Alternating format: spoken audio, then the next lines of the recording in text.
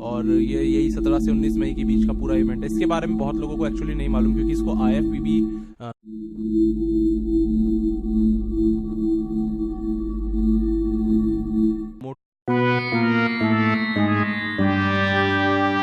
Arnold को आकर के अटैक कर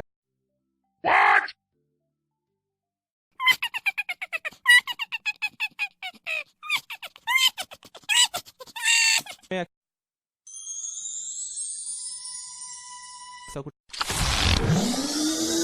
नहीं,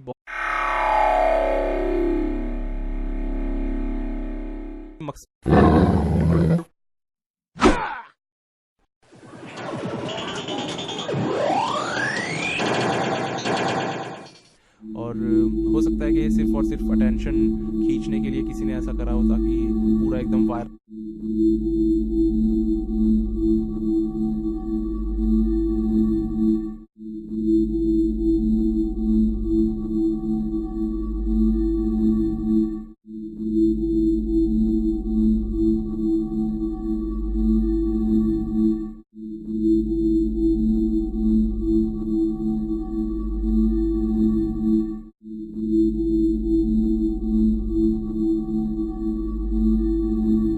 ऊपर बन चुकी है कि अब उनको इन सब चीज़ों का कोई असर नहीं हो सकता, और बहुत डीप उनकी रूट्स बन चुकी है आर्नोल्ड की। तो इस तरह से कायरिन का एक अच्छा मोटिवेटिंग कमेंट है, और फिलहाल तो इसमें कुछ ऐसा कुछ खास बताने के लिए है नहीं।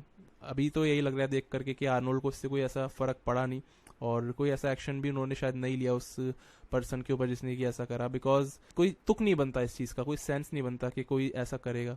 और ऐसे चीज़ें हम लोग देखते हैं कि बहुत कम होती हैं। सेलिब्रिटीज़ के साथ में इस तरह से होना अच्छी बात नहीं है। और सबसे बड़ी बात क्या होती है यार, जब आप किसी कंट्री में कोई सेलिब्रिटी अगर मान लीजिए किसी कंट्री में जा रहा है और उसके साथ में ऐसा होता है, तो वहाँ पर उस पूरी कंट्री का एक तरह से नाम खराब होता है। अब अफ्रीका में आर्नोल्ड के साथ में ऐसा हुआ, तो अफ्रीकन्स की एक तरह से एक वो जो रेपुटेशन होती है ना, इमेज, वो खराब हो जाती है कि वहाँ पर इस तरह से लोग करते हैं।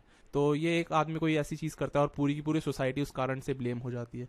लेकिन एज अ सेलिब्रिटी आर्नोल्ड ने एक अच्छा कमेंट डाला अपने इंस्टाग्राम पेज पे, तो इन्होंने ये बात बोली कि अच्छी बात है कि इसकी वजह से उनका जो स्नैपचैट वो बना रहे थे वो ख़राब नहीं हुआ, क्योंकि आर्नोल्ड स्नैपचैट बहुत करते हैं। तो इस तरह से इस चीज़ को लेना चाहिए, ज़्यादा सीरियसली लेना भी नहीं चाहिए। एज अ सेलिब्रिटी अगर एक जो एटीट्यूड है वो इसी तरह का मेरे हिसाब से रहना चाहिए। तो ये हुआ इनके साथ में, और ज़्यादा कुछ तो इसमें यार बताने के लिए है नहीं, एक छोटा सा अपडेट था। और वैसे आमतौर पर इस तरह की वीडियोस मैं करता नहीं हूँ चैनल पर, लेकिन क्योंकि ये आर्नोल्ड श्वार्ज़नेगर के बारे में एक अपडेट था और मुझे लगा कि इस चीज़ को एड्रेस करना चाहिए, क्योंकि कई लोग हैं जो आर्नोल्ड के फ़ैन हैं, तो इसलिए मैंने इस चीज़ को बनाया। फिलहाल अब नेक्स्ट वीडियो दोस्तों आएगी कल, जो कि आने वाली है न्यूयॉर्क प्रो के ऊपर। न्यूयॉर्क प्रो हमेशा की तरह एक बहुत बड़ा इवेंट है IFBB का, और बात करेंगे पूरे उस कंप्लीट इवेंट के बारे में।